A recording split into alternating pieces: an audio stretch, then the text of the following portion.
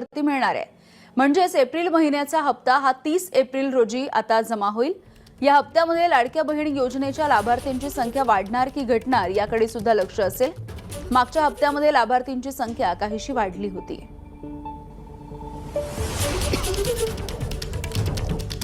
तर लाडकी बहीण योजनेचा हप्ता आता अक्षय तृतीयेच्या मुहूर्तावरती मिळेल।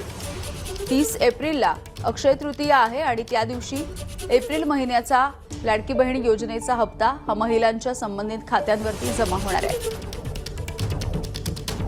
मागच्या काही दिवसांमध्ये लाडक्या बहीण योजनेची पडताळणी होते आणि यामध्ये काही जणांना ही योजना आता मिळत नाहीये, हा लाभ मिळत नाहीये। त्यामुळे आता ही संख्या वाढणार की घटणार याकडे लक्ष आहे।